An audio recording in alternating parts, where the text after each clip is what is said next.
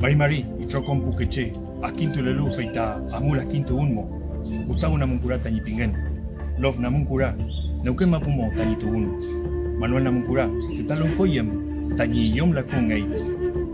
Ka kalfukura, fetalon kotokiyem, tañi klachi la kungei. Kishuni molfunien, feimuta, kura tañi campaign. Margarita Peñailillo y Nailonco de la comunidad Pillán Puyuhue y Lentina Machado Santa Rosa La Paz. Los invito al conversatorio que lucha por la restitución y la dignidad del Toqui Juan Calfucurá y que sea devuelta a la tierra de donde fue profanada. Marí, mi nombre es Ariel Calfucurá, soy lonco de la Comunidad General Juan Calfucurá de La Plata, somos familiares directos de don Juan Calfucurá. Están todos invitados al conversatorio de la Ruta del Toqui.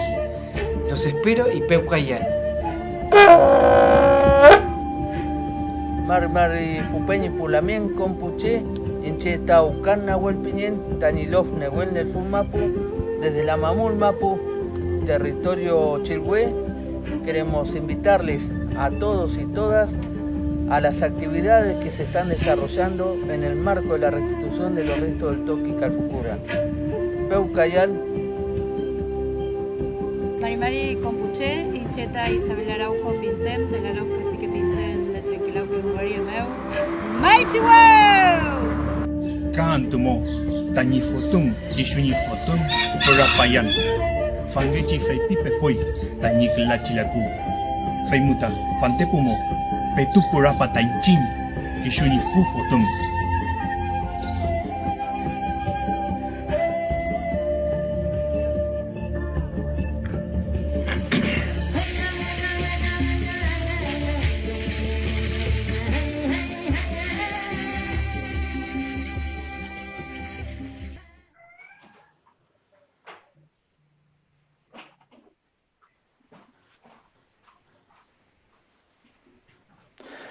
Buenas tardes a todas, todos y todes.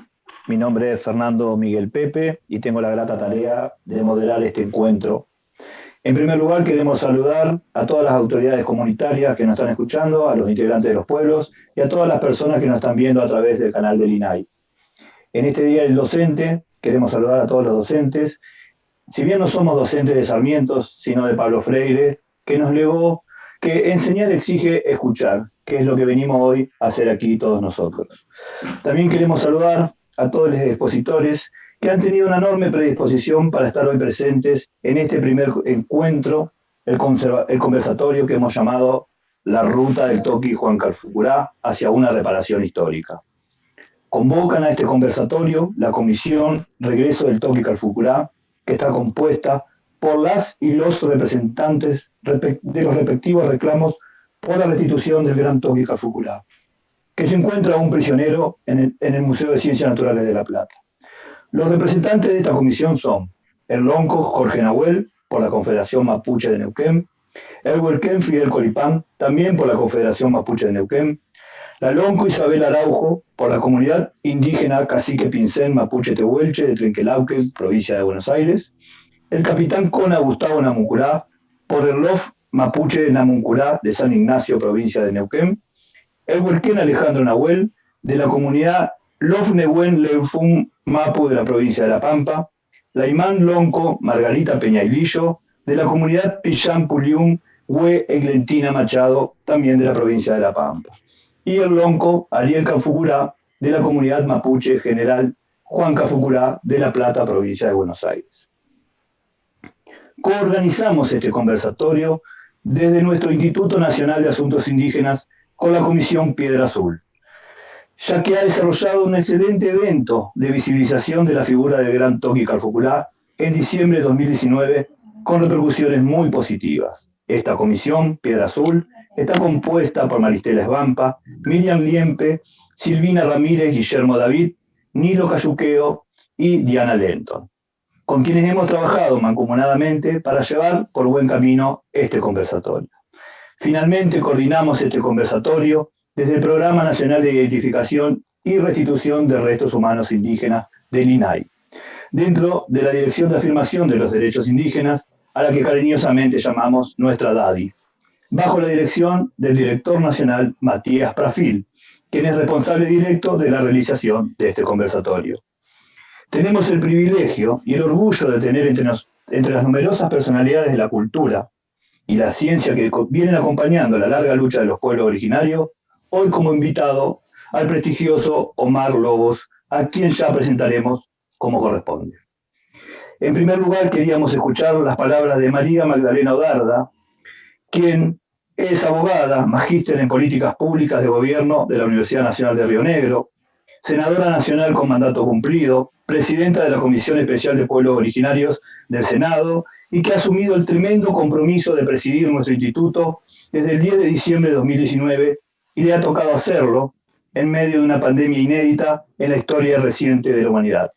Por favor, Magdalena, te damos la palabra.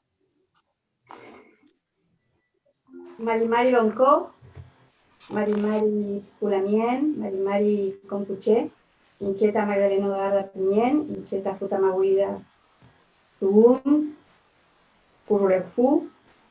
Mi nombre es Magdalena Odarda, soy presidenta del Instituto Nacional de Asuntos Indígenas. Quiero agradecer la presencia de todos y todas y todes. En primer lugar, a las autoridades comunitarias, de las comunidades que aquí hoy están representadas, y a todos los que nos están viendo a través del canal de INAI. También al antropólogo Fernando Miguel Pepe, que es quien va a coordinar este importante evento, que es el primer encuentro de este conversatorio, que va a tener 4 etapas y va a ser muy participativo y va a contar con especialistas, con investigadores, con hombres de la ciencia, con las propias comunidades, y que nos va a llevar a un camino de acuerdo sobre la restitución, sobre el lugar de la restitución del Toqui Calfucurá, que pretendemos hacerlo en el mes de junio del próximo año. Quiero agradecer también a Matías Brafil, que es el joven director de la DADI, de la Dirección de Afirmación de Asuntos Indígenas, que es también perteneciente a la comunidad mapuche Tutanecón, de la provincia de Río Negro, y hoy es uno de los directores, junto con otro director indígena que tenemos, que es el director Juan Chico, de la Dirección de Tierras, y también, por supuesto, el vicepresidente de INAI, que también pertenece al pueblo mapuche tehuelche de la provincia de Río Negro. Quiero agradecer a todos los expositores de hoy. Para nosotros es un honor que ustedes hoy estén aquí y compartiendo este espacio y, por supuesto, impulsándolo. Para nosotros, Juan Calfucurá es una figura que es necesario reivindicar en esta nueva gestión de INAI. Es uno de los líderes políticos y espirituales más importantes del pueblo indígena y que lamentablemente ha sido olvidado de los libros de historia de nuestro país, y cuyo cráneo todavía existe como un trofeo de un hecho sangriento, de un verdadero genocidio que significó la mal llamada campaña del desierto, y que a través de una ley nacional que nosotros queremos reivindicar debe ser devuelto a su territorio, devuelto a su comunidad, y por eso es tan importante que hoy reivindiquemos esta figura de un personaje tan importante en nuestra historia argentina. Desde ya quiero manifestar que este nuevo INAI tiende a cambiar, a hacer un cambio de paradigma absoluto, lo que fueron los años anteriores, modificando la relación entre el Estado y los pueblos indígenas, entendiendo que somos un país plurinacional y un país que debe respetar el principio de igualdad que rige nuestra Constitución Nacional y los convenios internacionales. Así que desde ya, un abrazo para todas, para todos, para todes, y damos entonces apertura a este importante evento. Muchas gracias. Un abrazo para todos. Muchas gracias, Magdalena. Vamos a darle lugar ahora al primer orador, el lonco Jorge Nahuel Purram, que es el lonco del LOF Nehuen Mapu y coordinador del Consejo Huanco de la Confederación Mapuche de Neuquén, desde donde ha sido parte tanto de avances jurídicos y constitucionales como de recuperaciones territoriales que son signos del legado del Toqui Cafulculá, cuando conformó la Confederación de Salinas Grande un siglo atrás. Es integrante también de la mesa política de comanejo que promueve el gobierno de los territorios comunitarios desde el principio de la gobernanza, acordada en los escenarios del mundo de la conservación. Fue también director de Pueblos Originarios de la Secretaría de Medio Ambiente de la Nación entre el año 2005 y 2007. Integra la directiva del Consorcio TICA Internacional, cuyo fin es la salvaguarda y protección de la enorme biodiversidad de los territorios indígenas hoy amenazados por el capitalismo consumista. El lonco Jorge Nahuel Porrán expondrá hoy sobre la influencia cultural y política que ha tenido y tiene la figura del Toqui en el proceso de reconstrucción de la nación mapuche hacia un país plurinacional. Jorge, te damos la palabra. Bienvenido. Fernando, saludo a todos, Maribari Compuche, Maribari Pegui, Lamien, Pugonoy. La verdad que me alegro de que haya tanta gente interesada en poder colaborar con esta tarea, con esta misión que nos hemos impuesto de tratar de, no solo de ese paso que es obligación del Estado, que es restituir los restos del Toqui Calfucurá luego de que fue profanado su tumba, 140 años atrás, sino que también es importante todo lo que además eso va a acarrear y va a generar como actividad que apunta a reivindicar la figura de una personalidad del mundo mapuche que ha sido absolutamente bastardeada, ha sido maltratada, agraviada desde la crónica militar y desde la historia oficial. Creo que la tarea que nos queda es una tarea muy grande, muy importante, pero también muy apasionante porque pretendemos hacer justicia a través de un recorrido enorme que vamos a hacer, de instalar una decena de hitos en toda la región donde el Toqui recorrió, como para tomar dimensión de ese semejante recorrido que tuvo en vida esta personalidad mapuche. En cada una de las ciudades importantes de la llamada Patagonia Argentina, pero también de la zona pehuenche, de la región pehuenche de Gulumapu, va a estar instalado allí un lugar donde los mapuches podamos rendirle tributo a esta enorme figura de la historia reciente. En eso nos acompañan muchísimas personas y personalidades, y por eso es importante, con mucho agrado estoy compartiendo esta mesa tanto con Maristela, que es una reconocida luchadora de causas ligadas a nuestra historia indígena. También es un gusto compartir este espacio con Omar Lobos y por supuesto con la Lonco Isabel, así que nos disponemos un poco con esta primer rueda o este primer panel, comenzar a darle forma a lo que nosotros decimos el regreso del Toqui a su mapu, a su territorio ancestral.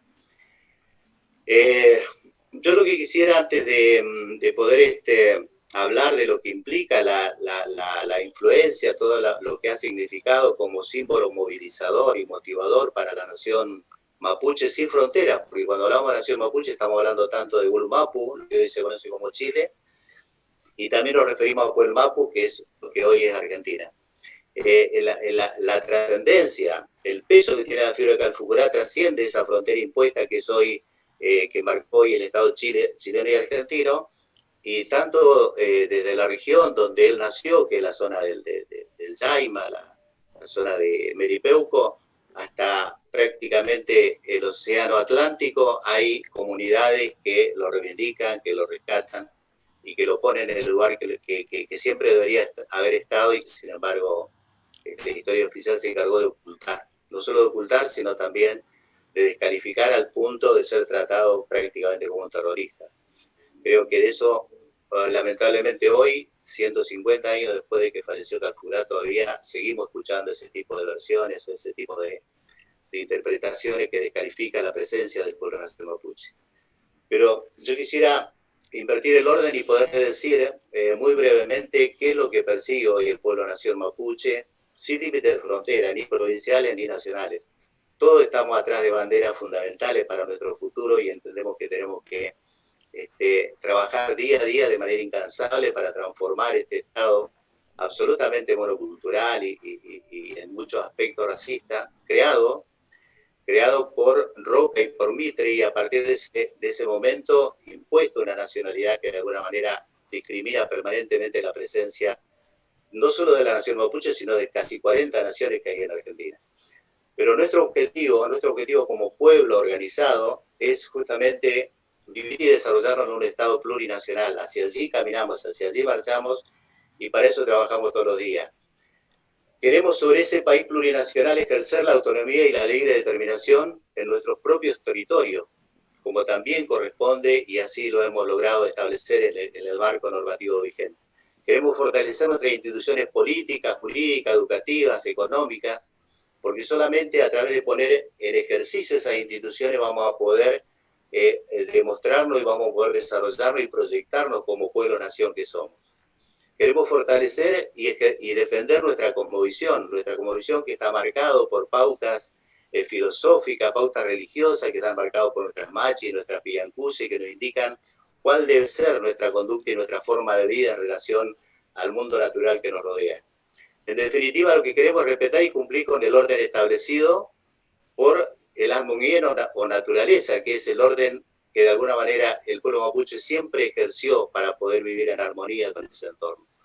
Obviamente que para poder desarrollarnos en ese aspecto tenemos que ser conscientes de que tenemos enormes dificultades porque tenemos un sistema absolutamente perverso que lo que busca es justamente todo lo contrario. Entonces, ahí está enfocado nuestra capacidad de organizarlo y poder superar todos estos obstáculos. Los objetivos que perseguimos como pueblo nación mapuche son objetivos que han supervivido a más de 140 años de represión cultural. Es decir,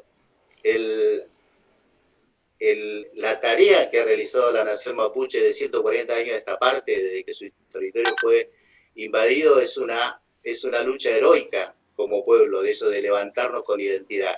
La identidad del pueblo mapuche no está vigente ni está fuerte porque el Estado lo quiso, porque el Estado lo rescató, porque el Estado lo promovió. Fue una decisión libremente consciente del pueblo mapuche que supo entender que si no no defendía su identidad y su historia, estábamos condenados a la desaparición. De ahí la importancia de esta tarea que llevamos adelante. Pero sin embargo, como decía, esa situación no fue un regalo del Estado. Han habido luchas donde logramos instalar estos derechos fundamentales que aún hoy, a muchos alarma, a muchos les parece que es un lenguaje atrevido hablar de libre determinación, hablar de autonomía, hablar de control de nuestro territorio. Y a pesar de toda esa represión, lo hemos instalado en todo un marco jurídico, en toda una plataforma jurídica constitucional, lo hemos discutido en escenarios internacionales, convirtiéndolo en norma internacional y vigente, y ahí es donde quiero hacer un paralelismo, quiero hacer una relación con la influencia que ejerció el Toqui Calfucurá, porque el Toqui Calfucurá solamente 150 años atrás encabezó una de las resistencias más poderosas y más fuertes que logró mantener la frontera con el naciente Estado argentino que invadía el territorio mapuche durante 4 décadas. Ahora, ¿cómo pudo haber logrado durante 4 décadas mantener esa frontera que quería avanzar sobre la vida mapuche en un plano de absoluta desigualdad militar? Ahí es donde sobresale y donde tenemos que rescatar la enorme capacidad organizativa, estratégica, diplomática que tenía el Toqui Calfucurá. Porque no todo fue guerra, no todo fue enfrentamiento, también hubo mucho de política, hubo mucho de capacidad, de diálogo, capacidad de tener claro que el principio que él defendía era la soberanía como nación mapuche, y tras ese principio no tuvo dificultades para dialogar, para tomar acuerdos y para establecer alianzas. Creo que esa es la gran lección que nos da una figura de la magnitud de Calfucurá para el presente. Nosotros no tenemos que abandonar nuestra bandera, no tenemos que arriar ninguno de los derechos que nos van a permitir proyectarnos como nación, pero eso no quita que tengamos que utilizar múltiples herramientas estratégicas para lograr ese objetivo. Él lo supo llevar adelante, y vuelvo a repetir, en un momento de absoluta desigualdad y de absoluta desventaja, ante un poder que estaba concentrado a través de la fuerza.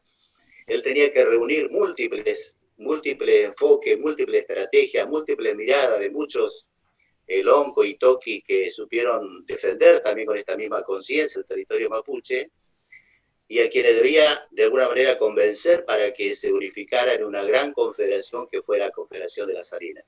Esa fue una tarea enorme y eso fue lo que le permitió mantener y controlar una frontera que no avanzara sobre el territorio mapuche.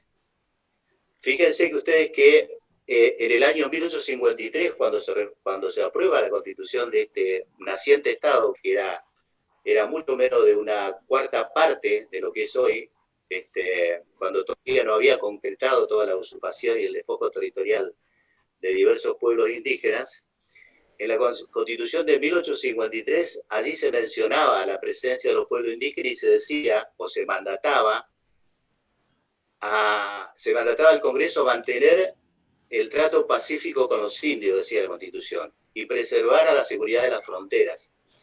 Es decir, cuando este principio constitucional hablaba de mantener el trato pacífico con los indios, estaba reconociendo que había una frontera entre este naciente Estado conformado por múltiples orígenes migratorios y del otro lado la presencia del pueblo mapuche con todas sus expresiones regionales o toda su diversidad de estrategias. Y cuando decía a preservar la seguridad de la frontera, reconocía esa frontera en 1853 que era una frontera absolutamente alejada de lo que es hoy, ¿verdad? Donde hay todo un territorio, un vasto territorio que ha sido saqueado y ha sido ganado por el poder de las armas. Entonces, haber logrado Calfucurá, esa unidad del pueblo mapuche, haber logrado enfrentar a un ejército que estaba con toda la tecnología de armas de fuego, realmente marca el porqué 150 años después de su muerte genera tremenda influencia y genera tremenda admiración de su pueblo-nación. Esa es la tarea que nos embarga a nosotros, tratar de ver cómo logramos a esta figura que ha sido absolutamente descalificada por la historia oficial, instalarlo en el lugar que corresponde. Y el lugar que corresponde no es solamente la devolución del cráneo, eso es una parte de la reivindicación. También tenemos que avanzar hacia colocar en los principales centros urbanos, en las principales ciudades de la Patagonia, un símbolo donde podamos rendirle tributo no solo el pueblo mapuche, sino también todos aquellos que creen en la existencia o en la previsión de un Estado plurinacional. Nosotros creemos que el futuro para convivir, el futuro para no seguir imponiendo una cultura sobre otra, el futuro para dejar de promover la discriminación o superar el flagelo del racismo es tratar de trabajar en unidad y en fuerte alianza con los sectores más populares, trabajar por un Estado plurinacional. Ese de alguna manera es el legado que él nos dejó cuando él trató de defender la soberanía que nos correspondía como pueblo-nación, y en eso estamos todos comprometidos. Hay que mantener la solidez, la conciencia, la identidad para aferrarnos a nuestra historia. Nosotros, por aferrarnos a nuestra historia, es que logramos que la presencia de Calfucurá no desapareciera. Porque no fueron los escribas del poder, no fueron los cronistas militares los que nos reivindicaron, todo lo contrario. Fue la presencia de la memoria en nuestro Rancaún, en la memoria de nuestro Huaypife, la memoria de nuestro Futaqueyem, a través de PEU, a través de relatos, de la memoria oral, que logramos mantener vigente la presencia de nuestro Toqui Calfucurá. Entonces vamos a continuar, esto es apenas uno de los cuatro paneles que vamos a realizar en el 2020, pero también en el 2021 hay que continuar trabajando para poder instalar esos hitos de donde todos nos comprometamos en alianza con otros sectores también que son conscientes de que no se puede seguir manoseando la memoria y la conciencia mapuche. Vamos a lograr instalar al Toqui Calfucurá del lugar del cual nunca tendría que haber dejado de estar. Así que eso es por ahora, Fernando Feicay. Gracias a todos por la atención. Marichubou. Freddy, Jorge querido, bueno, sí, si es ejemplo el pueblo mapuche en el mundo, es ejemplo de resistencia, ¿no? Un territorio libre durante toda la colonia, un territorio libre en buena parte de la historia de nuestra Argentina, ha sido mantenido, ¿no?, por todos estos huichafes y los loncos que han sabido defender ese territorio, y se ha transformado el pueblo mapuche en ejemplo de resistencia mundial. Yo he visto en marchas en distintos lugares del mundo donde se enarbola la bandera mapuche como ejemplo de libertad. Quiero decirles también, ahora que estoy un poco más tranquilo, que ya estamos avanzando con el conversatorio, que tenemos más de 300 inscriptos.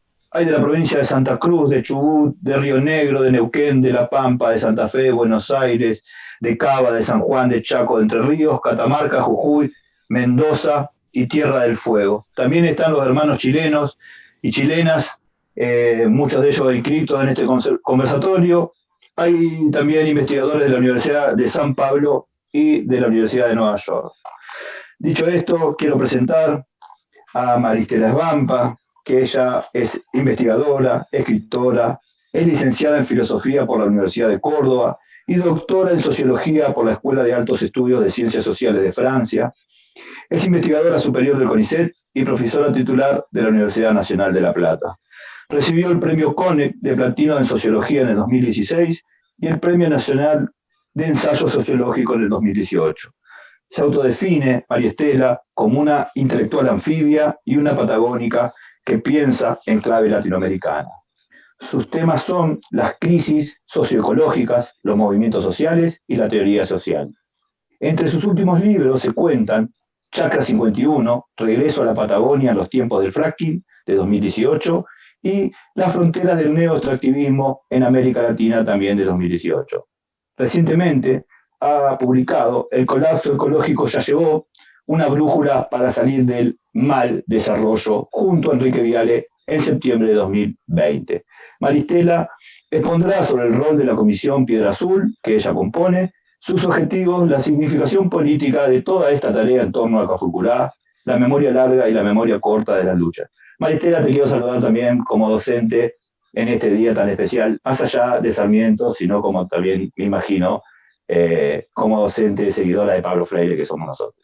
Bienvenida.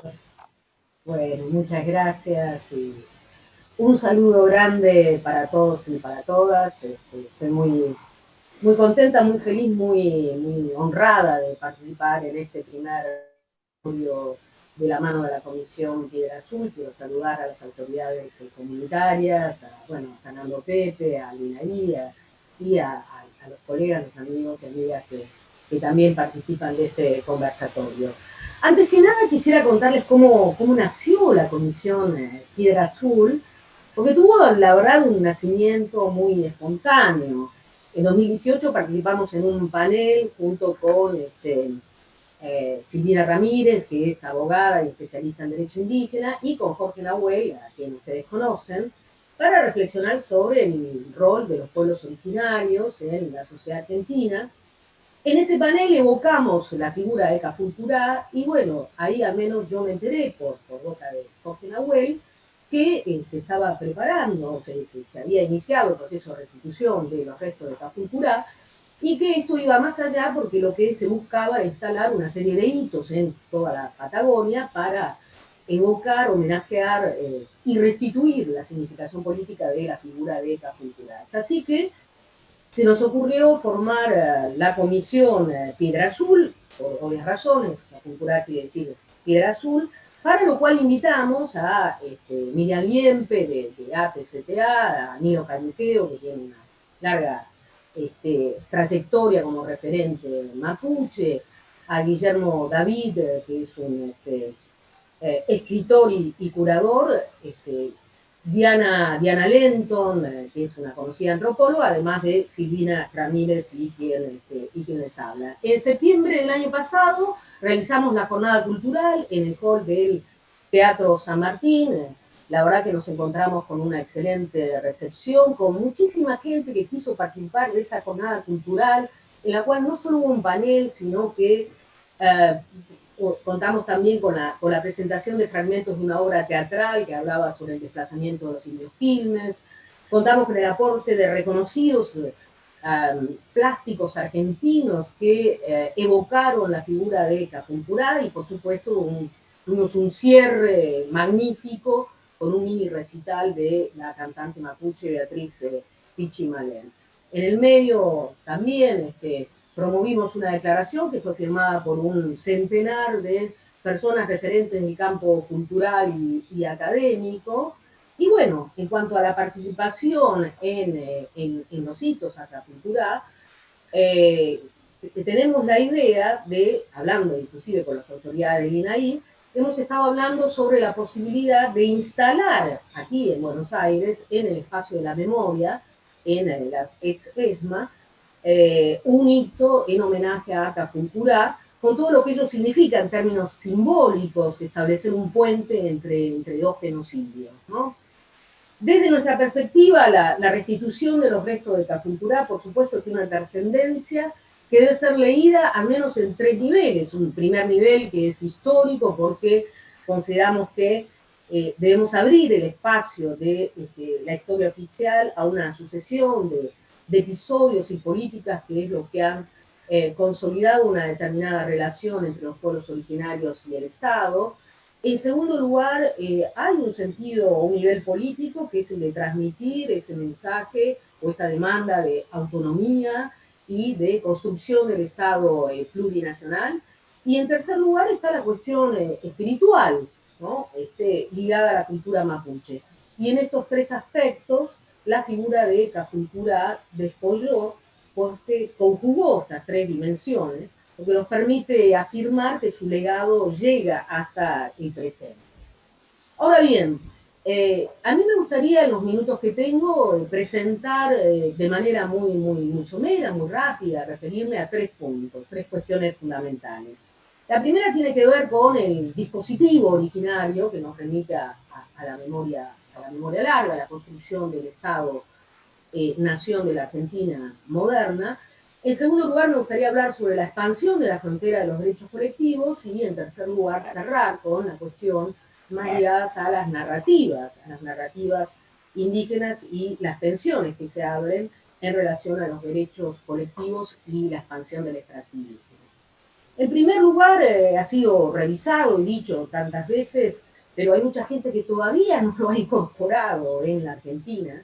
El dispositivo fundacional, el esquema interpretativo fundacional en la Argentina moderna fue la dicotomía, la antinomia civilización o barbarie, la dicotomía sarmientina, que condenaba a la exclusión y al exterminio a las masas consideradas bárbaras, entre ellas indígenas, mestizos, masas y caudillos levantistas, ¿no?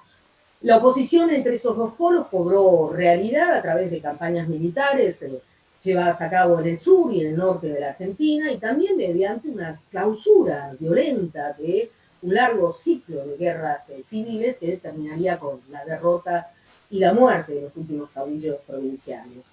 El caso es que entre 1800 y 1816 el discurso oficial reconocía la participación significativa de los indígenas en la lucha contra los españoles y los consideraba como ciudadanos libres. Hay una expresión que se le atribuye al héroe consensual de la nación, a José de San Martín, que es nuestros paisanos los indios, ¿no? No sorprende que el acta de independencia argentina de 1816 haya sido traducida al quechua y al aymara. Durante una buena parte del siglo XIX, como bien subrayó Jorge Nahuel, al sur del país, o el sur del país estuvo bajo control de pueblos indígenas. Existió una confederación indígena que sin duda ilustra, ¿no?, la emergencia o la existencia de un Estado indígena en el cual Capulcurá fue sin duda el líder. Tanto en Argentina como también al sur del Biobío existieron entonces territorios bajo el control de indígenas que fueron negociando con el nuevo Estado argentino, chileno, alternando la política de conflicto, de guerra, con la negociación y la coexistencia. Sabemos que esto se cierra a fines de 1870, cuando del lado de Argentina la élite política decidió como vía excluyente la opción militar con la llamada campaña del desierto.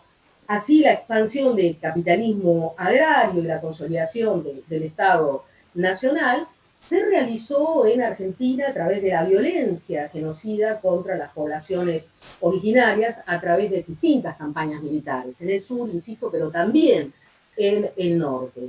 Dicha violencia tuvo un efecto, ¿no?, demoledor en los diferentes pueblos indígenas de la Argentina. El historiador indígena Mariano Onagui, que investigó sobre el devenir de las familias sobrevivientes de la campaña del desierto, recuerda que una de las características fue la dispersión, la migración y la circulación en un contexto de auto-invisibilización, proletarización y, en el mejor de los casos, de relocalización individual y familiar en las zonas más excluidas de los centros urbanos. Muchos indígenas fueron deportados a la isla Martín García y otros campos de concentración, como los que hubo en Malcheta y en Malargüe. No pocos murieron de viruela sin atención médica. Hubo quienes fueron entregados a las buenas familias de La Plata y de Buenos Aires, porque el Estado argentino también ahí inauguró, ¿no?, el siniestro método de la apropiación, separando violentamente a los hijos de sus padres y entregándolos a familias blancas, donde terminaban trabajando de por vida como personal doméstico. Así que, sin hablar de continuidades lineales, esto nos lleva a reflexionar también sobre la actualización que luego hubo de ciertas metodologías siniestras llevadas a cabo por el ejército argentino. En fin, en este plano lo que hay que destacar, como bien dice Diana Lenton, que el genocidio originario fue el hito central de la fundación del Estado moderno argentino, del Estado-nación argentino, a lo cual le siguió la expulsión del indígena del imaginario nacional, un imaginario que se construyó en relación al inmigrante, en relación a la población blanca, dejando en la periferia de la periferia a los indígenas, como si este fuera un país sin indios. No deja de ser perturbadora la relación que se estableció en el periodo fundacional entre ciencia, genocidio y poder, lo cual aparece ilustrado, como bien conoce Fernando Pepe, por el Museo de Ciencias Naturales de La Plata, fundado en la época. Lo cierto es que los restos de los indígenas que fueron muertos en la campaña del desierto, otros que murieron en el museo, e inclusive, ¿no?, Cafulpurá, que fue desenterrado para ser llevado al Museo de La Plata, fueron exhibidos, muchos de ellos durante casi un siglo, ¿no?, durante muchos años, hasta el año 2000, el 2006, donde se sancionó una ley de restitución. Este positivismo racialista claramente está también muy imbricado a ese dispositivo de exclusión que fundó al Estado-Nación Argentina. Así que bueno, yo no voy a tratar o a trazar el recorrido histórico de lo que ha sido el proceso de luchas por obtener una visibilización y reconocimiento por parte de los pueblos indígenas en Argentina a partir de este dispositivo de exclusión tan fuerte, ¿no?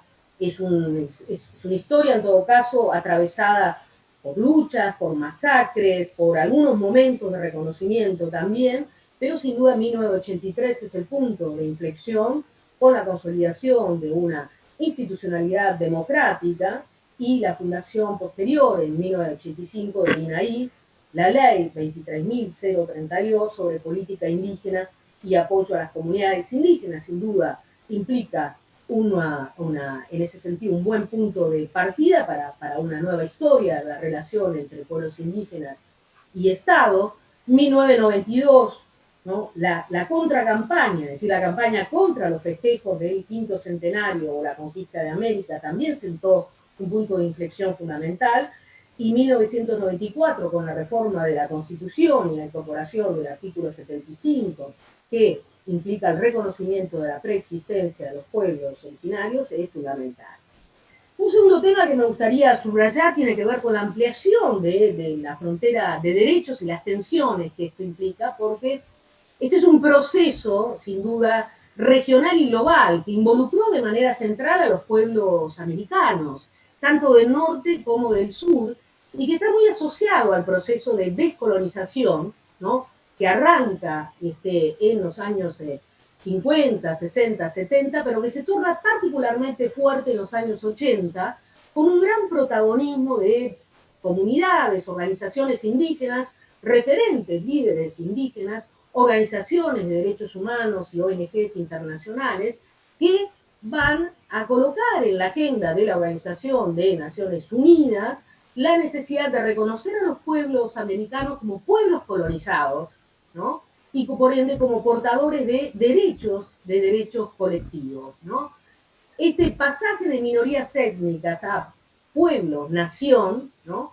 Es realmente un pasaje que tiene todo un trasfondo de luchas, ¿no? De discusiones, de grandes debates internacionales acerca de los derechos colectivos de los pueblos indígenas. Un punto de inflexión fue el convenio 169 de la OIT, ¿no? En 1989, que incluía el reconocimiento del derecho de propiedad sobre las tierras ancestrales de los pueblos indígenas, el derecho de los indígenas a ser consultados a través de sus instituciones y, por supuesto, también el derecho de estos grupos a mantener su cultura, su identidad. Esto se va a ver coronado por la Declaración Universal de los Derechos Indígenas de 2007, que fue aceptada por la ONU y que coloca en el centro la idea de autonomía, la referencia a los derechos de los pueblos indígenas de controlar sus territorios y de hacer también un uso sustentable de sus bienes naturales.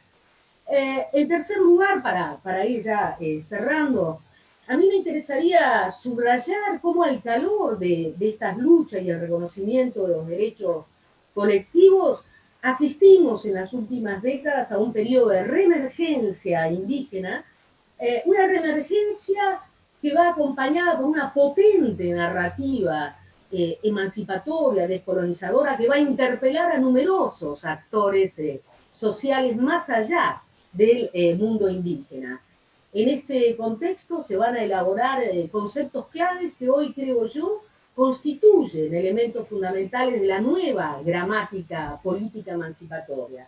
Conceptos como el del buen vivir, autonomía, Estado plurinacional, interculturalidad, derechos de la naturaleza, ¿no? Forman parte, insisto, de esta narrativa tan ligada a las luchas por la defensa de la tierra y el territorio, que van a converger con las luchas socioambientales en América Latina y de alguna manera dar nacimiento o ilustrar ese potente giro ecoterritorial de las luchas que recorre América Latina desde los últimos 20 años. Más allá del balance que podamos hacer inclusive de lo ocurrido en el llamado ciclo progresista entre 2000 y 2015, se abrieron nuevas agendas, despuntaron también otras problemáticas de las cuales quiero destacar tres.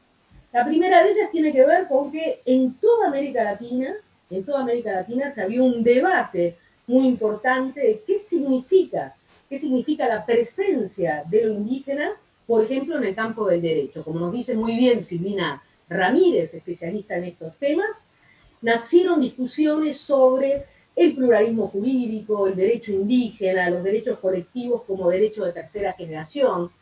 Yo añadiría los derechos de la naturaleza, que también están muy presentes. Se empezó a discutir qué contenidos debe asumir el Estado ante la demanda de soberanía de los pueblos nación indígenas, cómo puede transformarse un Estado que así un Estado liberal, monocultural, en un Estado pluralista, plurinacional. Bueno, todos esos son realmente, digamos, nuevos avances que se han colocado en la agenda en los últimos 15, 20 años. Quiero insistir, en segundo lugar, en lo potente de esta nueva narrativa, sobre todo en un momento en el cual hablamos de los límites ecológicos y naturales del planeta, en los cuales hablamos del antropoceno, o como diría la referente mapuche Moira Millán, del terricidio, ¿no? Ante este diagnóstico que habla del peligro en el cual está la vida y la reproducción de la vida en el planeta y al calor de la crisis climática, ese lenguaje de valoración de los territorios y esa otra conceptualización de la naturaleza que nos provee la cosmovisión indígena es realmente fundamental. Yo no tengo dudas de que uno de los grandes aportes de la narrativa indigenista junto con las narrativas feministas o ecofeministas ha sido la de animarnos a desplazar, a dejar de lado el paradigma binario de la modernidad que separa sociedad y naturaleza para promover un paradigma relacional que coloca en el centro nociones como la de interdependencia, complementariedad, cuidado, ¿no? Un paradigma relacional que coloca en el centro la necesidad de la sostenibilidad de la vida. Quiero ir cerrando diciendo que no todo tiene que ver con las narrativas que exitosamente se han expandido en la nueva gramática política, sino que ha habido y hay enormes conflictos, porque uno de los temas fundamentales, sin duda, son las tensiones y contradicciones que advertimos en los últimos 20 años entre lo que es la expansión de la frontera de derechos, el reconocimiento de los derechos colectivos de los pueblos indígenas por un lado, y la expansión de las fronteras del capital, de la mano de un extractivismo ilustrado por la expansión de la frontera minera, la frontera sojera, la expansión de la frontera petrolera, las mega represas, entre otros extractivismos que efectivamente amenazan, ¿no? Los territorios y arrinconan también a los pueblos indígenas, ¿no? En territorios que ahora han sido valorizados por el capital. Ahí tenemos numerosos conflictos que tienden a acoplar de manera dramática la memoria corta con la memoria larga de las luchas, ¿no? Expresada en la exclusión de los pueblos originarios, en escenarios de criminalización, ¿no? Y por supuesto también en asesinatos de líderes indígenas y campesinos. En Argentina particularmente esto nos lleva a interrogarnos sobre las grandes tensiones que se abren cada vez que hay disputas en términos o en relación a las tierras y los territorios, porque cada vez que hay una disputa que coloca en el centro la cuestión de la tierra y el territorio, salta nuevamente ese racismo antiindígena que nos remite al dispositivo originario excluyente. Un racismo antiindígena que deja ver estructuras de dominación de larga duración, ¿no? Que son utilizadas, ¿no? De manera recurrente por sectores de poder y también por grandes medios de comunicación que buscan construir la imagen de la movilización indígena como el otro, como el terrorista, como el enemigo interno. Voy sí ahora cerrando. Yo creo que tenemos un gran desafío como sociedad, ¿no? En base a lo ya planteado por Fernando, Pepe, por Jorge Nahuel, por lo que he venido contando y lo que seguramente se seguirá hablando en estos conversatorios. En todo caso, me gustaría decir que el Estado argentino tiene una gran deuda de reparación para con los pueblos originarios, y creo que así como Néstor Kirchner en 2004 pidió perdón de parte del Estado por los crímenes de lesa humanidad cometidos por la última dictadura militar, el jefe de Estado actual debería pedir también perdón de parte del Estado por los crímenes cometidos contra los pueblos originarios. Como sociedad tenemos grandes desafíos entonces también sobre el modo o qué herramientas utilizar para construir interculturalidad, para abrir la agenda de la plurinacionalidad, que por el momento no es más que una palabra aquí, aceptando de una vez por todas que los pueblos originarios ocupan un lugar importante en nuestra historia, en la política, en la cultura, que son actores políticos plenos. Por esa razón, creo yo, es necesario reivindicar la figura de Cafufurá, que es tan significativa en estos tres ámbitos. Muchas gracias. Gracias a vos, María Estela. La verdad que, como siempre que te escuchamos, que seguimos tus clases, nos dejás pensando un montón de cosas. A mí lo que más hoy me hace ruido en la sociedad en general, y tomando tu palabra, ¿no? Qué importante es la democracia. Qué importante del 83 en adelante, todos estos avances que vos planteás del movimiento indígena y que nosotros sabemos el avance en los derechos humanos, en todos los derechos que se han conquistado desde el divorcio, allá inicio de la democracia, hasta el matrimonio igualitario, pasando con el cupo trans ahora, hace muy poquito, en el Estado Nacional. Qué importante defender esta democracia que peligra en Latinoamérica, que no es plena en Brasil, que no es plena en Chile, me animo a decir, me atrevo a decir, mucho menos para el pueblo mapuche que está siendo reprimido tan fuertemente en Chile. Y obviamente en uno de los paradigmas de todo esto que vos planteabas, del respeto, del buen vivir, en nuestra hermana territorio de Bolivia, el Estado plurinacional de Bolivia, que ha sufrido un golpe y ha derribado un gobierno democrático que ha sido ejemplo mundial y también ha insuflado de fuerza al movimiento indígena nacional e internacional, está viviendo momentos terribles. Entonces pensaba, ¿no? Qué importante la democracia que peligra en Latinoamérica, que también en Paraguay se ha perdido, el proceso democrático fue interrumpido y se ha normalizado a medias tintas en la actualidad. Qué importante defender la democracia, ¿no? Que ayer nomás estaba siendo condicionada por la policía bonaerense, 100.000 hombres de la policía bonaerense que estaban presionando antidemocráticamente a nuestro gobierno. Qué importante también me parecía esa relación que veníamos planteando de los dos genocidios, ¿no? El proceso de organización nacional de Roca y el proceso de reorganización de Videla, Macera y estos genocidas que llevaron tanto dolor a nuestro pueblo. Entonces, contraponer esos genocidas de la última dictadura cívico-militar eclesiástica con la democracia que vino en 1983 en adelante, que sabemos y supimos defender, me parece que es fundamental para poder continuar con los avances que necesitamos en legislación y hacerla cumplir hacia nuestros pueblos originarios. Me parecía que eso era una de las cosas, uno de los ejes que más me hacían hoy ruido por la situación que está viviendo Latinoamérica. Hemos contado por cientos los muertos de los líderes de los pueblos originarios en Brasil, en Colombia. Es impresionante también en Perú cómo los pueblos originarios están siendo reprimidos, y no solo lo vemos de acá de cerca en Chile. Así que la reflexión mayor que sacaba de todas tus palabras, por suerte todo esto está grabado, lo vamos a poder volver a escuchar y analizar también lo que dijo Jorge y lo que nos va a presentar ahora nuestro querido Omar Lobos. Omar nació en La Pampa en 1964, es doctor en letras y docente de literatura rusa, pero también trabaja desde hace muchos años en temas de historia y literatura pampeana. En Ediciones del Sol coordina la colección Sendero de los Pueblos Originarios de América, en la cual es además autor de 2 libros, Los Mapuches y el libro Los Segnan. Es autor de la novela La Veranada del Chachai Calfucurá y de la compilación extraordinaria, digo yo, de Juan Calfucurá, Correspondencia de 1854 hasta 1873, publicadas ambas por Ediciones Hollywood. Omar Lobos expondrá ahora sobre la autoconstrucción en Calfucurá de una voz que quiere ser actora en el debate político en torno de la configuración de la nación y lateralmente del territorio de Salinas Grandes, como un centro de poder que entiende un diálogo de igual a igual con otro centro de poder como es Buenos Aires o era Paraná. Omar, querido, te damos la palabra. Bienvenido.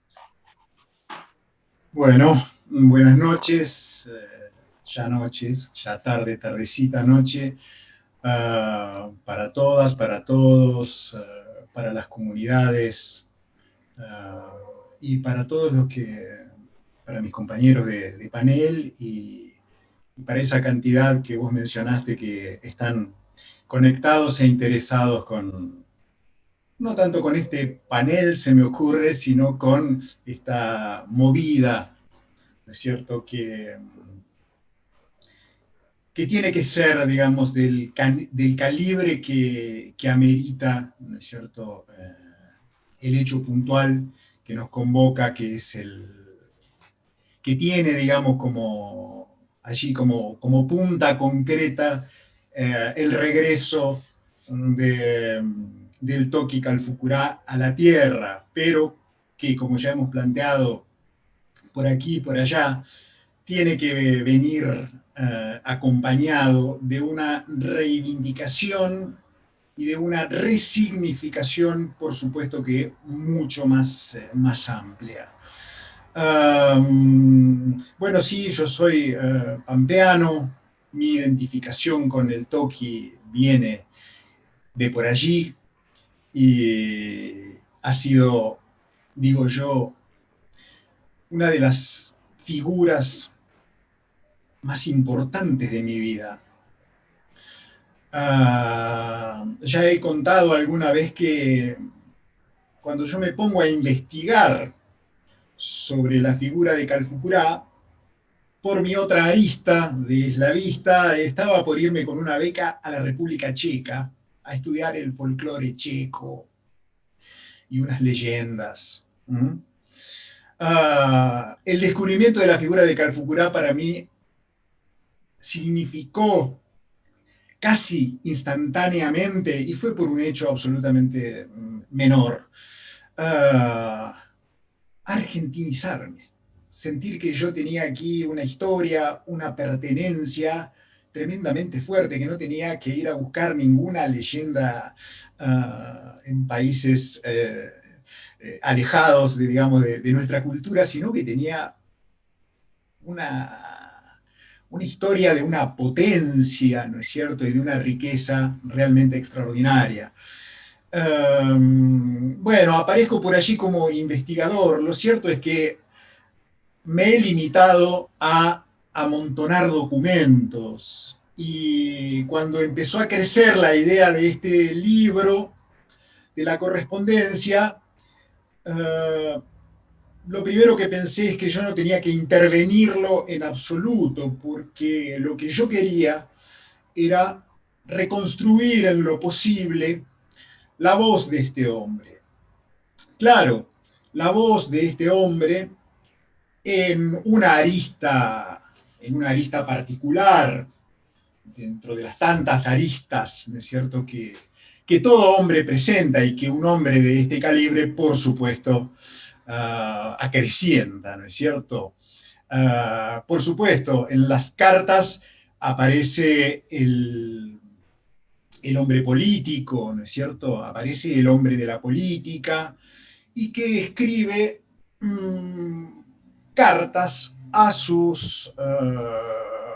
las otras voces, ¿no es cierto?, con las que disputa o trata de entenderse.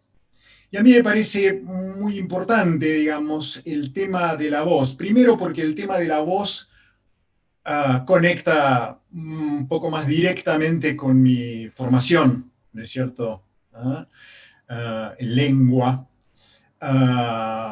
Y porque, digamos, la voz que entiendo que se construye allí es,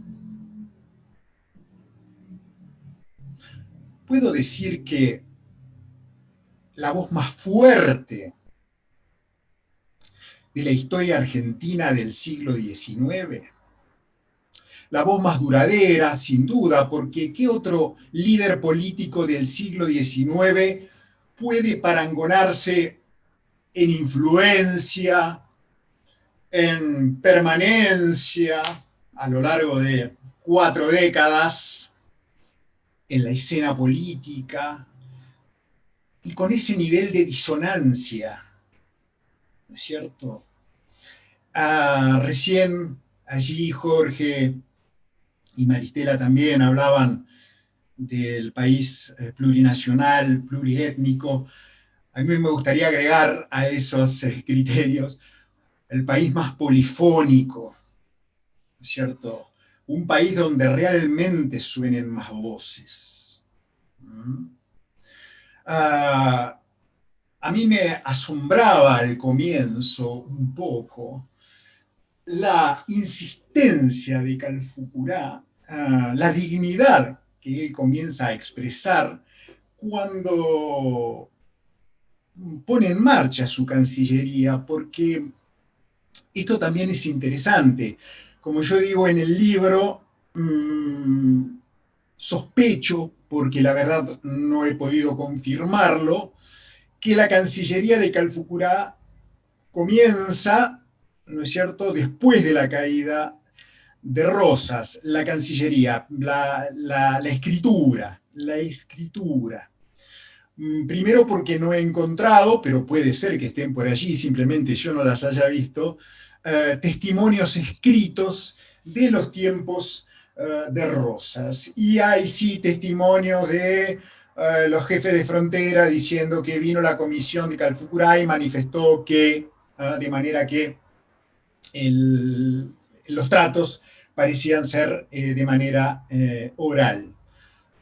Que aparezca en 1854 y en las primeras manifestaciones, en las primeras cartas, sea todavía rudimentaria esa escritura. Bueno, tenemos que pensar aquí también en todas las mediaciones que hay, tener un intérprete competente y después un escriba también competente, ¿no es cierto?, para que esa correspondencia...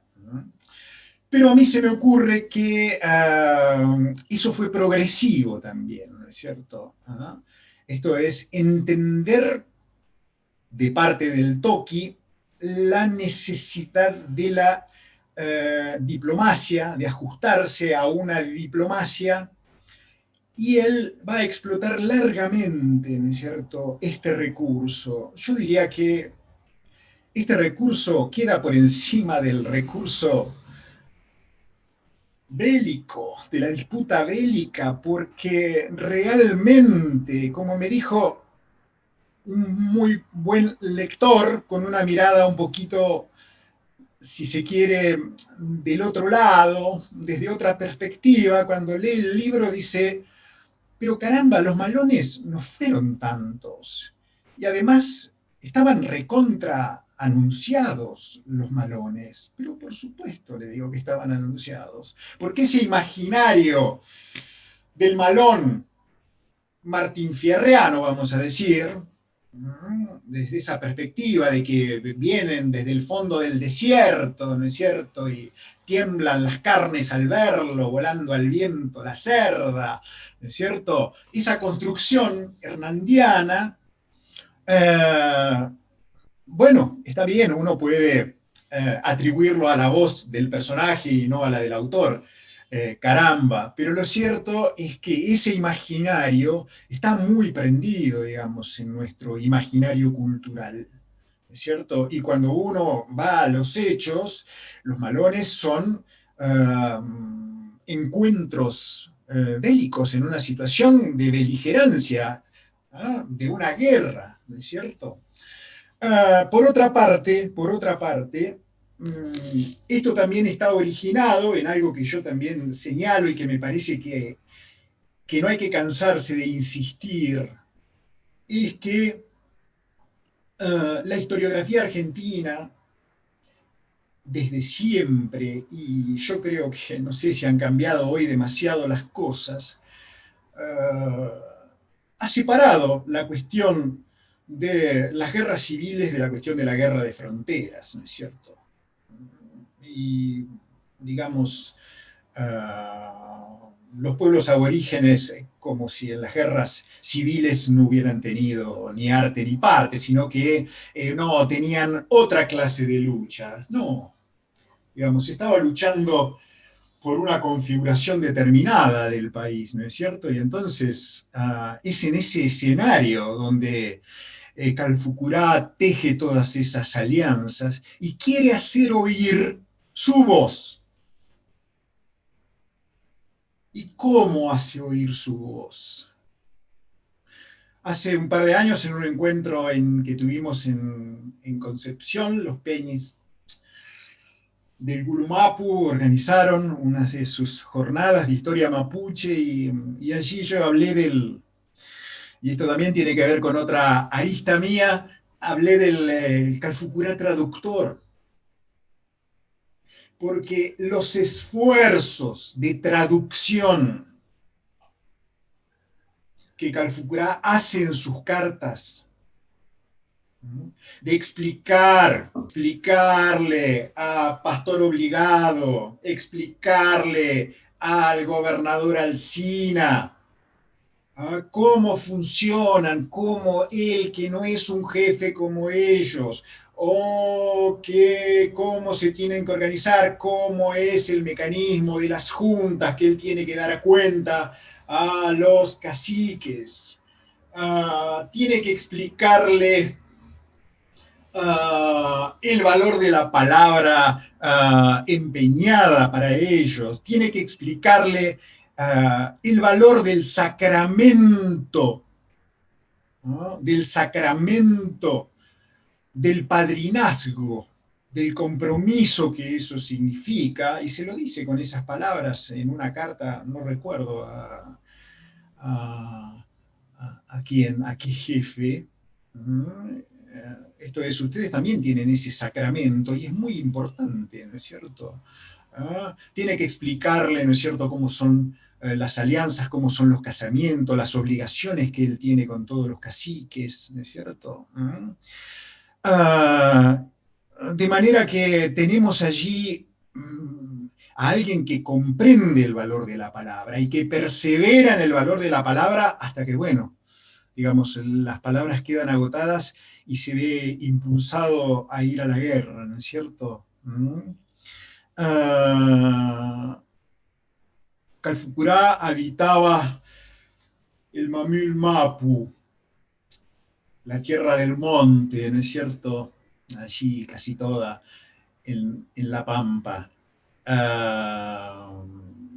Y yo estoy hablando también un poquito por la pampa en este sentido, porque, bueno, también nosotros allá hemos conformado la Comisión Calfucurá, que es una comisión que surge a pedido del Huerquén, Alejandro Nahuel, del LOF, Nahuel del Funmapu, para apoyar esta restitución a donde sea que las comunidades decidan que vaya el cráneo, pero fundamentalmente para fortalecernos en este camino de resignificación, ¿no es cierto?, de la figura, de esta figura con esta entidad, ¿no es cierto?, tan monumental.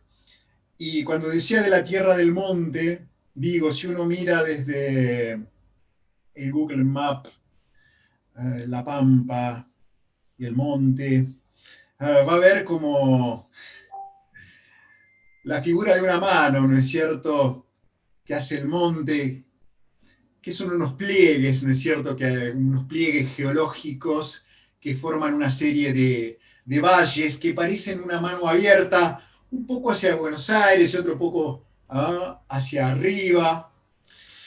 Parecen una mano abierta, ¿no es cierto? Y yo lo pienso también como una invitación y como una necesidad que tiene este país imperiosa de pensarse desde otros territorios también. Esto es, a los hijos al Toqui y a los hijos del Toqui los mató el puerto. Pero nosotros seguimos presos en la dinámica del puerto, ¿no es cierto? Vivimos en un país paradójico.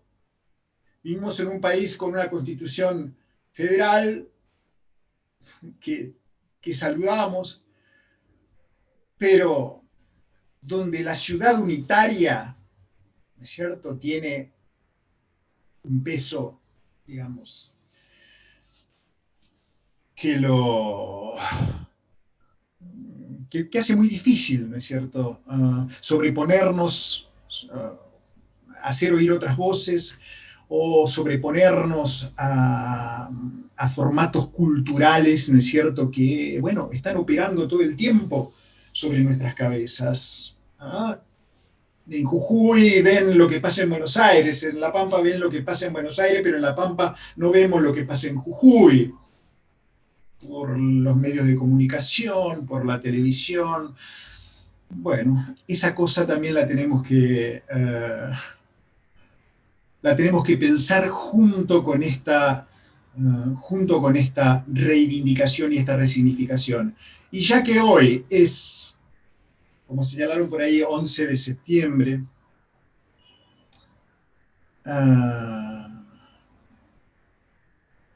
donde se homenajea al Sarmiento, maestro Sarmiento, que, bueno, que es una personalidad tremendamente controvertida, pero que, sin embargo, fue opositor a Roca y en sus últimos años hasta fundó un diario para denostar la política roquista, para denostar el exterminio, porque la Constitución decía que había que civilizar y preservar a los habitantes originarios, ¿no es cierto? Pero quería leer un fragmentito para cerrar justamente una de las últimas cartas, allí en 1873, que escribe el Toqui, se la escribe justamente a Sarmiento. Y para mí es una de las cartas más extraordinarias de toda la colección, y donde aparece incluso este traductor, ¿no es cierto?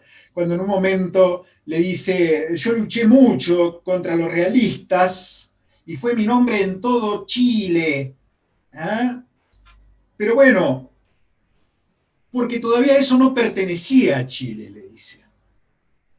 De un lado y otro. Y como que me parece que Buenos Aires con Chile serán uno, y como que habían de defenderse unos a otros si viniera alguna guerra extranjera. Calfucurá está pensando con la cabeza de la patria grande, ¿no es cierto?, en esa carta.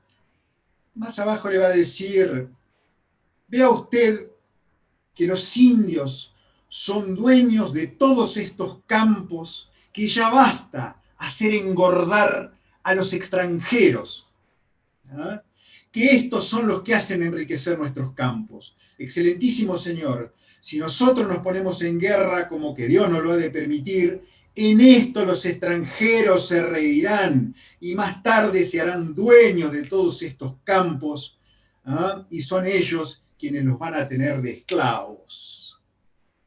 Bueno, cuando Sarmiento denueste la política de tierras que va a llevar adelante el roquismo, tal vez se haya acordado de estas palabras que 10 años atrás, ¿no es cierto?, le dirigía el bárbaro Calfucurá. Y nosotros nos tenemos que acordar también de esas palabras en este mundo de hoy, donde, como ya hemos dicho por aquí, la democracia vive amenazada y junto con ella la pérdida de soberanía, ¿no es cierto?, sobre nuestro territorio. Bueno, muchas gracias por la atención y que no nos quedemos en este promisorio comienzo, sino que avancemos. Me parece que hay muchas ganas de que esto sea una verdadera reivindicación, ¿no es cierto? Puede ser la punta para estas reconfiguraciones que mencionaba al comienzo y que me parece que son muy necesarias. Así que bueno, muchas gracias a todos mis compañeros, gracias a Fernando y por supuesto gracias por el interés y por la atención que nos han dispensado. No, Omar, gracias a vos también. Buen día de docentes universitarios, todos. Acá en La Plata se festeja el docente universitario también el día de hoy. Qué importante el libro que has hecho con respecto a este tema, ¿no? Porque también son importantes los trabajos de Maristela, obviamente, pero qué importante fue también esa visión que tuviste de dejar que hable el Toqui, que hable con los distintos dirigentes, que nos hable él a nosotros leyéndolo hoy, y el Toqui que nos dice también en esas cartas, ¿qué me van a hablar de patria a mí que luché bajo las órdenes de San Martín con mi padre Huentecurá contra los realistas? A mí que estaba luchando a los 14 años me van a hablar de patria. Qué importante lo que también decías, más allá de las contradicciones políticas, ¿no?, de estos Sarmientos que llaman, hasta verbalizan, ¿no?, dicen atalibar como algo de robar, de la corrupción roquista, ¿no?, al hermano de Roca, a Talibán Roca le dice atalibar, quiere decir robar en el Estado. Esas contradicciones, más allá de eso, qué importante recordar a Calfucurá defendiendo el territorio y hablando de los hermanos chilenos y bonaerenses luchando a defender el territorio, cuando hoy veíamos, por ejemplo, que en Infobae hablaban del desmembramiento de nuestro territorio, de nuestro país, a causa de de los mapuches de McCarthy y del gobierno nacional al defender a los mapuches que están reclamando por sus tierras, que fueron arrebatadas en este genocidio fundador, como decía María Estela, y nos recordaba que también Diana Lenton ha graficado. Ese genocidio fundador del Estado actual, ese genocidio que se apropió, que tenía un fin, ¿no?, de apropiarse de la mano de obra, porque los rocas se llevan a su ingenio azucarero, a los mapuches y tehuelches prisioneros, tanto a Tucumán, donde ellos eran originarios, como también a Misiones, etcétera, se apropian de los territorios, de la mano de obra y de la riqueza mineral. Entonces, importante recordar y pensar el pueblo mapuche no como disolvente, sino como una suma a esas plurinacionalidades y que entre todos defenderemos, como defendía el Toqui, este territorio tan querido por todos nosotros. Así que me quedaría horas escuchándote, Omar. Ya nos vamos a encontrar, pero le tengo que dar la palabra a mi querida amiga y compañera de restituciones y de lucha, a Isabel Araujo, la Lonco, de la comunidad Cacique Pincén de Trenquelauquen, comunidad pionera en los pedidos de restitución de restos humanos en Latinoamérica. Ella lleva adelante la gestión política de la comunidad Cacique Pincén y de esta manera ha obtenido la tierra comunitaria, ni más ni menos, en Trenquelauquen, para la construcción de viviendas dentro de un plan de viviendas y del Centro Cultural Ruca Quimún Marcelina Pincén. Para ello ha firmado 2 convenios con la Universidad Nacional de La Plata y UNICEF, la Facultad de Arquitectura propiamente dicha, y el municipio de Trenquelauquen y la LOF Cacique Pincén. También es integrante del espacio pluricultural indígena Cambá a nivel nacional e integrante de la subcomisión de pueblos indígenas en el Instituto Patria. Es referente del CIBA, el Consejo Indígena de Buenos Aires, en la Subsecretaría de Derechos Humanos de la provincia, donde se desempeñó entre 2002 y 2017 como consejera. Actualmente es la coordinadora del Programa de Salud y Pueblos Indígenas en el Ministerio de Salud de la provincia de Buenos Aires. Isabel Araujo expondrá sobre los primeros pedidos de restitución realizados por su tío, Lorenzo Cejas Pincén, y la participación de la LOF Pincén en las restituciones que se han hecho en el Museo de La Plata. Quiero agregar, antes de pasarle la palabra a la Lonco Pincén, que hemos trabajado con ella numerosas restituciones y sobre todo yo tengo el orgullo de sentirme seguidor fanático del tío Lorenzo Cejas Pincén, que nos ha marcado el camino realmente en esta lucha de los pueblos originarios, por dónde ir en la reivindicación de estos líderes que, producto de este genocidio, fue que hombres como el Perito Moreno, Ceballos, pudieron saquear sus tumbas y llevarlos a esas colecciones inhumanas de restos humanos al Museo de La Plata, y también acrecentar esas colecciones con los hombres fusilados y asesinados en Tierra del Fuego, en Santa Cruz, en Neuquén, en Río Negro, también en los territorios del norte argentino, en el Chaco, en el Gran Chaco, en Santa Fe, en Salta, en Jujuy, etcétera, en Corrientes. Entonces, las restituciones engloban, creo yo, y la figura del Toqui, más allá de este político y diplomático, y también Toqui significa un líder guerrero, las restituciones también visibilizan este genocidio fundador del Estado Nacional moderno y son fundamentalmente estas colecciones de restos humanos del Museo de La Plata las pruebas materiales del genocidio. Entonces, cuando los restituimos, también desde lo simbólico estamos haciendo la reparación, más allá de la reparación humana, desde esta ciencia humanística que es la antropología, que nosotros ponemos nuestro granito de arena, nuestro granito de maíz, acompañando solamente a las comunidades. Hacemos una antropología de la demanda. Ellos demandaban un derecho ancestral que había sido violado con este genocidio, y como decía María Estela, estuvieron 100 años en exposición. Entonces me parece muy importante cerrar este conversatorio con Isabel Araujo, que nos va a explayar y contar cómo es desde la LOF vivir estas restituciones tan importantes para todos los pueblos, no solamente para el pueblo mapuche. Así que Isabel, querida, tienes la palabra. Mañana bien, Mari Compuché, buenas tardes a todos. Bueno, un honor estar compartiendo este conversatorio con el Lonco Jorge, con Maristela y con Omar. realmente agradecida por eso. Bueno, la verdad que hablando, ¿no?, de esta figura tan significativa para nuestro pueblo mapuche, de lo que hoy es la República Argentina, estamos en este proceso, ¿no?, de restitución, digamos, de este gran jefe, de este gran Toqui, quien fue y creo que es aún para nosotros nuestra figura político-militar.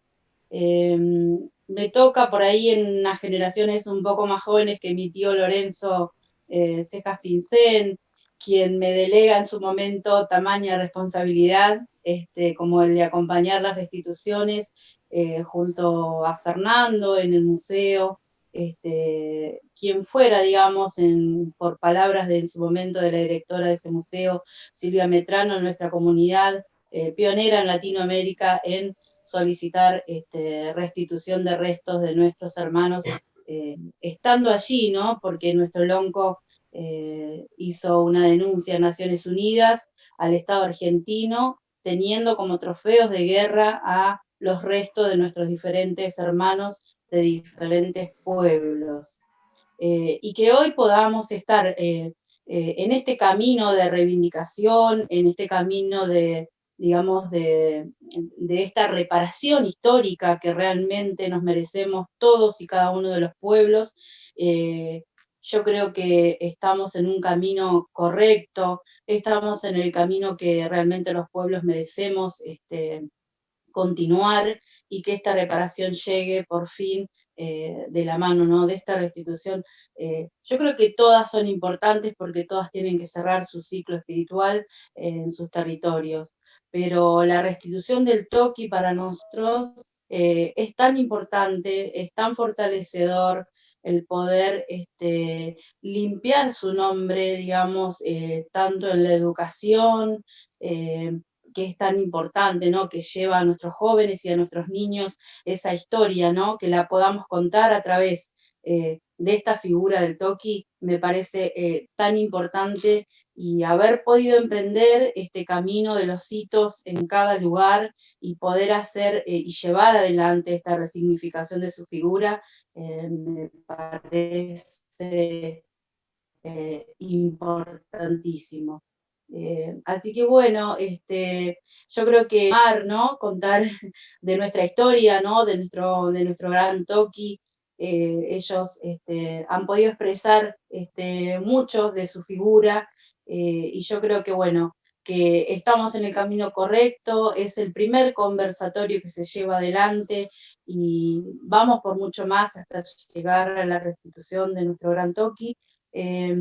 Nosotros, en su momento, mi tío Lorenzo fue el primero en pedir la restitución del Toqui junto a otros 4 restos más, y luego, cuando la familia comienza el camino del pedido de restitución, cedemos ese lugar y acompañamos a la familia para poder lograr esto, que creo que se está dando de una manera, a lo mejor en su momento impensada, ¿no? Impensada desde, bueno, solamente pensar en que restituyan el cráneo del Toqui, pero hoy tenemos un proyecto muchísimo más ambicioso, que es realmente realzar esa figura del Toqui, ¿no? Traigo las palabras de Margarita, de la Lonco Margarita, la cual ella ha propuesto que el ejército argentino pida disculpas a este gran jefe nuestro, y yo creo que, bueno, es un paso que, bueno, que realmente se tiene que dar desde todos los lugares, se tiene que dar todos y cada una de estas cuestiones que nosotros estamos planteando, digamos, en este camino que hemos emprendido, y además, bueno, tener a quien nos referencia a nivel nacional, al Instituto Nacional de Asuntos Indígenas, en la figura de su presidenta Magdalena, nuestro Lamien Matías, que está ahí hoy también trabajando en el instituto junto al vicepresidente Luis Quilquimán, Fernando, que lleva adelante este camino de hace tantos años.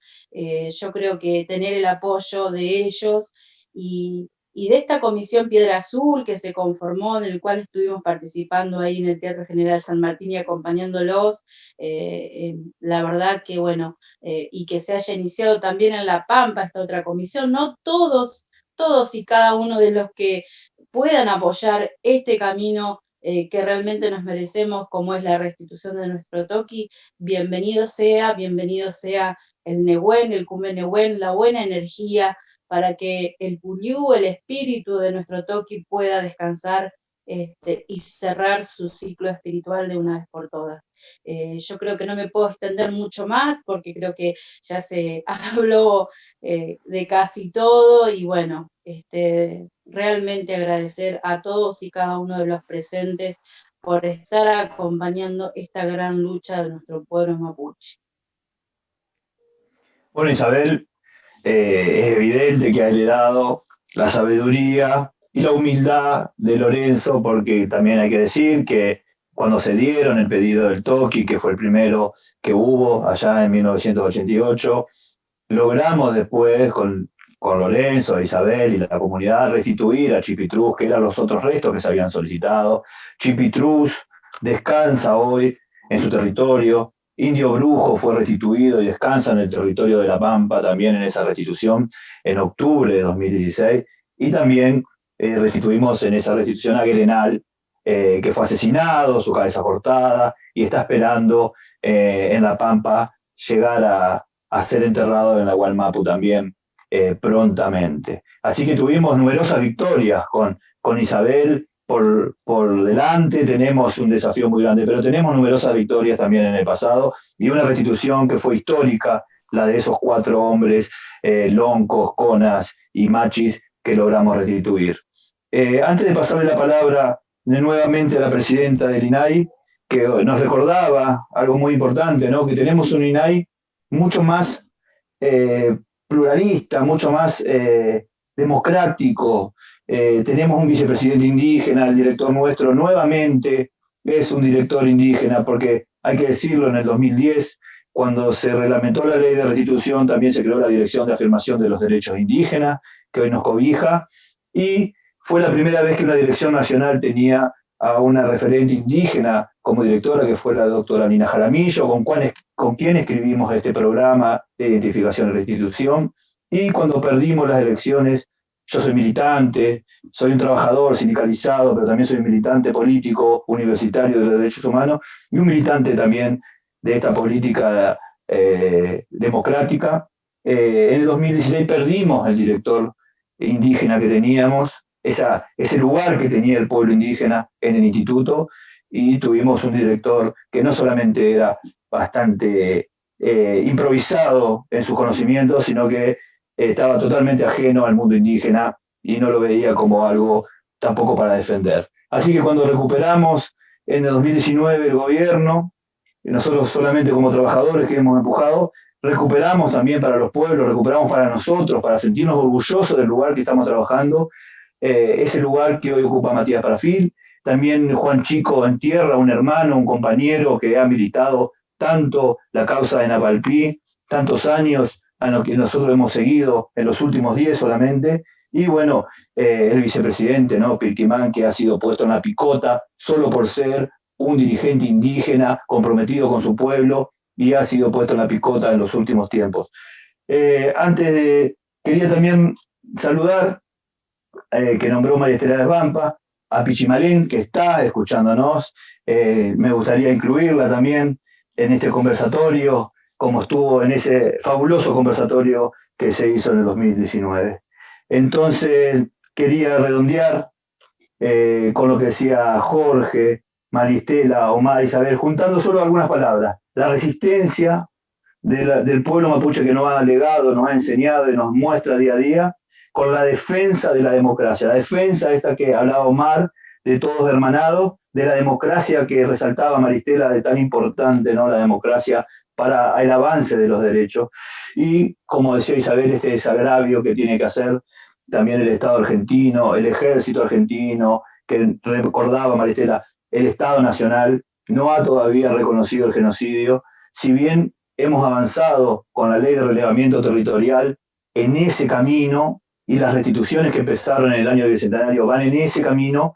Falta no solo el pedido de perdón, sino todo lo que eso conlleva. Así que con ese compromiso tremendo y con una deuda histórica es que María Magdalena Odarda se ha hecho cargo del instituto, y todos sabemos que en 4 años, en 8 años, es imposible revertirlo, pero sabemos que va a dejar un grano de maíz muy importante en la historia del instituto. María Magdalena, con estas palabras quiero que hagas algún cierre, por favor. Quería agradecer a todos y todas quienes hoy participaron, que realmente ha sido un verdadero orgullo que hayan estado en este primer encuentro, y también a las comunidades, ¿no?, que vienen trabajando desde hace mucho tiempo junto a Fernando, junto al director de la DADI, y bueno, todos poniendo lo mejor de sí para poder lograr el objetivo, ¿no?, que no solamente, como decían, es la restitución del cráneo, de los restos que fueron lamentablemente fueron profanados, ¿no?, junto con, digamos, con la tumba de lo que fue la tumba de Calfucurá, sino que también la reivindicación de este líder espiritual y político y un gran diplomático como fue Juan Calfucurá. Así que más creo que este conversatorio se da en un momento muy, muy importante, donde lamentablemente los pueblos indígenas pareciera que desde algunos sectores vuelven a querer ser definidos como un enemigo interno, ¿no?, de muchos sectores, lamentablemente, interesados en que así sea, y nosotros estamos tratando de trabajar en el sentido de no corrernos ni un ápice de lo que son los principios y de la propia Constitución Nacional, que reconoce la preexistencia de nuestros pueblos indígenas, y deudas de la democracia, como es la deuda respecto a tener una ley de título comunitario, de propiedad comunitaria, o la ley inclusive que determina la entrega de tierras aptas y suficientes, o la educación intercultural bilingüe, ¿no?, que tenemos tantas deudas en tantas provincias respecto a un derecho que la misma Constitución prescribe. Y por supuesto el convenio 169 de la OIT, que garantiza o establece este derecho, o uno de estos derechos tan importantes de los pueblos indígenas, como es el derecho a la consulta libre, previa e informada. Son todas deudas de la democracia que tenemos que comenzar a saldar, y por eso nos parece importante que en esa línea también está la reivindicación histórica del Toqui Calfucurá. Así que desde ya, muchísimas gracias a Maristela Svampa, a Omar Lobos, a Jorge Nahuel, a la Lonco Isabel Pincén, y a todos aquellos que han luchado tanto, como Gustavo Namuncurá, Ariel Calfucurá, como también a las comunidades de La Pampa, que también están presentes con Alejandro Nahuel. Así que bueno, muchísimas gracias a todos. Ojalá que este sea el comienzo de una serie de espacios donde cada vez tengamos mayor participación de hermanas y de hermanos de todo el país, ¿no? Porque tengo entendido que ha sido un éxito, una gran cantidad de gente que nos ha estado escuchando y siguiendo, y eso por supuesto es un gran compromiso para seguir adelante. Así que un abrazo para todos, para todas, y bueno, para seguir trabajando en la igualdad de los pueblos en Argentina. Un abrazo para todos. Gracias, Magdalena. Y bueno, yo quiero, antes de invitarlos al próximo conversatorio, decirle que estamos desarrollando una idea que Maristela, Omar, Jorge, Isabel se van a enterar ahora, los demás expositores también, que sería que este conversatorio no solo quede grabado, sino después publicar un pequeño cuadernillo de quién era el Toqui Calfucurá, y los vamos a invitar a que lo que se ha expresado hoy sea también puesto en letras de molde, así podemos difundirlo también a las comunidades. Es una idea que estamos desarrollando y están todos invitados. va a ser muy útil, creo yo, para poder avanzar con la inclusión de la figura del toqui en las currículas escolares, que es uno de los objetivos de estas comunidades que se han impuesto, no solamente que haya desagravios y pedido de perdón, sino que generaciones venideras ya se eduquen con una visión del toqui como un líder de nuestro territorio y no solo del pueblo mapuche, sino un líder de todos nosotros. Dicho esto, los quiero invitar al próximo conversatorio, que no es casualidad, todo tiene que ver con todo. Hoy es el Día del Maestro, por una persona polémica, una figura polémica, pero es el Día del Maestro, en fin. El próximo conversatorio es el 11 de octubre, el siguiente va a ser el 11 de noviembre y el final va a ser el 11 de diciembre, que es casi el 10 de diciembre, el Día Internacional de los Derechos Humanos, que hoy tanto hablábamos, también el Día de la Democracia, porque ahí se volvió la democracia en nuestra Argentina en 1983. En el próximo conversatorio, espero estar menos nervioso que en este, va a hablar Orlando Carriqueo, Huerquén del Parlamento Mapuche de Río Negro, sobre el genocidio, sobre las luchas actuales.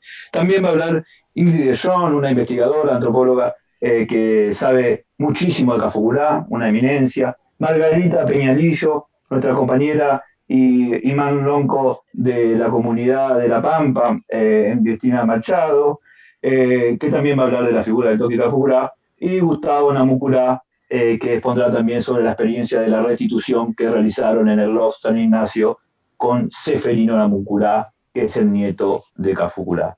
Y esperamos contar, tenemos la confirmación, de Felipe Piña, el historiador que, como es el 11 de octubre, también nos va a introducir en la historia de nuestros pueblos con ese genocidio inaugural que fue la llegada de los españoles a nuestro territorio, o de los europeos. Finalmente quiero agradecer a Martín Reniqueo, que nos ha facilitado su hermosa música y poemas que fueron utilizados para los videos para convocar a este conversatorio.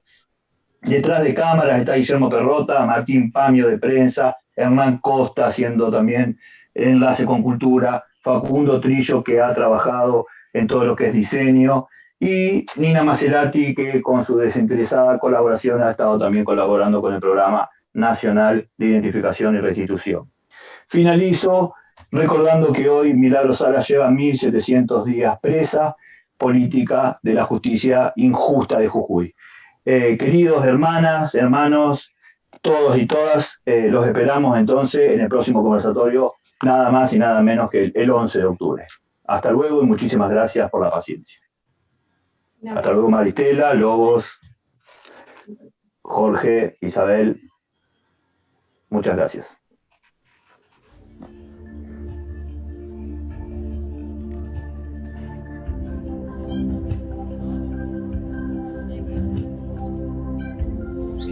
Marimari, Itrocón Puqueche, Aquinto Lelu Feita, Amul Aquinto Unmo, Gustavo Namuncurá Tañipinguen, Lov Namuncurá, Neuquén Mapumo Tañito Uno, Manuel Namuncurá, Fetalon Koyem, Tañi Yom Lacungei, Ka Calfucurá, Fetalon Kotoquiyem, Tañi Clachi Lacungei, Kishuni Molfunien, Feimuta, Curá Tañi Campaign. Margarita Peñalillo y Nailonco de la comunidad Pillán Puriuhue y Lentina Machado Santa Rosa La Pampa.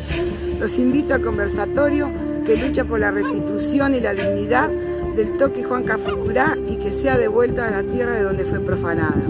Marí, mi nombre es Ariel Calfucurá, soy lonco de la comunidad general Juan Calfucurá de La Plata, somos familiares directos de don Juan Calfucurá. Están todos invitados al conversatorio de la ruta del toqui. Los espero y Peucayán. Mari Pupeñi Pulamien Compuche, Inche Taucan Nahuelpiñen, Tanilov Nehuel del Fulmapu, desde la Mamul Mapu, territorio Chilhue, queremos invitarles a todos y todas a las actividades que se están desarrollando en el marco de la restitución de los restos del toqui Calfucurá. Peucayal. Marimari Compuche, Incheta Isabel Araujo Pincem, de la Luz Cacique Pincem, de Tranquilauque Uruguayo Meu. ¡Maichihueu! Cantumo, Tañi Fotum, Kishuni Fotum, Torapayan. Fangechi Feipipe foi, Tañi Clachilacu. Feimuta, Fantepumo, Petupurapa Tainchin, Kishuni Fu Fotum.